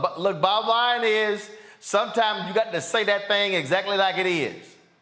Hey, I stand on my point, though. A lot of people may be on the investigation moving forward because a lot of what she said people was buying votes and she knew about it. So I don't know. She said, well, hey, look, and guess what? If I'm I'm the now 5 city manager, call a Virginia Attorney General and say, absolutely, let's have a conversation. All right, y'all. Hey, maybe she said, she could, now, to be honest, she could say that's retaliation. Hey. They fired her because she knew about what was going on and she was going to move forward with it. That's what she should be saying. Hey, get that check. That's all I'm saying. That's all I'm saying. All right, y'all. We got to go to a break. We come back. More on Roland Martin Unfiltered, including our Marketplace segment. You're watching the Black Star Network. Don't forget, download the app, folks. All platforms, Apple phone, Android phone, Apple TV, Android TV, Roku, Amazon Fire TV, Xbox One, Samsung Smart TV, and of course, support our Bring the Funk fan club. Your dollars make it possible for us to do what we do. Send your check and money order to P.O. Box 57196, Washington, D.C., 20037-0196. Cash App, $RM Unfiltered. PayPal's R Martin Unfiltered. Venmo's RM Unfiltered. Zelle is Roland@RolandSMartin.com. Roland@RolandMartinUnfiltered.com. And if y'all on YouTube, Facebook, hit the like button. Come on, we 2 hours into the show. We should easily be over 1,000 likes. This ain't hard. Hit the damn button. Don't make me have to go Councilwoman Lucas Burke on y'all. I'll be back in a moment.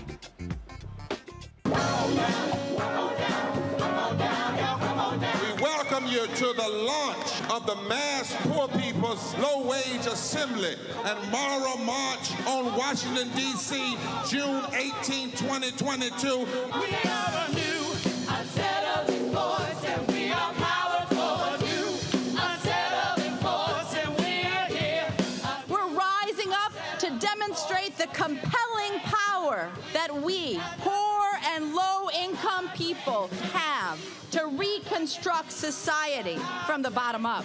And we need to do it with the loudest voices possible, the biggest actions possible. Because we know that there is no scarcity in this land. The only scarcity is the moral will to do what's right. Hold on, just a little while longer. We are those with sub-minimum wage jobs who can't afford sky-high rent. People with disabilities are the fastest growing minority group. It's crazy to me that in 2021, it's still legal for workplaces to pay a sub-minimum wage to people with disabilities. There are still so much trial and tribulations that we go through as Indigenous people. We can't get a decent wage to sustain ourselves, nor can we get adequate housing. Veterans across this nation say enough is enough. We can't pat essential workers on the back on one day and then cut their health care the next day. Health is a political choice. What more do I need to do to prove that my voice is just as valuable as anyone else's? There are still forces in denial that would try to slow walk our transition to a clean economy and a just future for us all. We have an immoral system run by immoral people. But together we walk and we fight. It's time for a change. Reconstruyamos esta gran nación. See, we are people of resilience as we fight these interlocking injustices together. When we work together, mobilize together, and rise together, we become a voice for the voiceless, and we become an agent of change in a time where great change is needed. We need the third Reconstruction to ensure that deaf people, people with disabilities, and all people can have the right to live and to thrive. We know what they are doing, but the question is, what are we going to do? Reconstruction begins when we change our mentality and say it's time for you to get your foot off of my neck.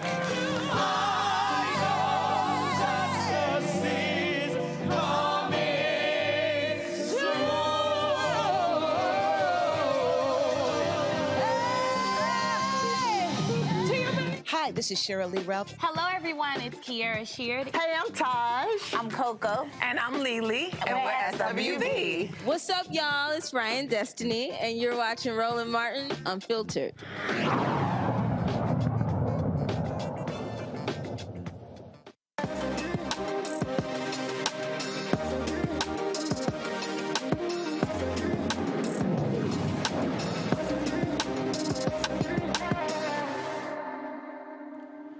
A couple in Memphis combines entrepreneurs hip in service by opening a grocery store in a food desert. Black Lives Grocery opened its doors earlier this year and caters to residents in an area that lacks healthy food options.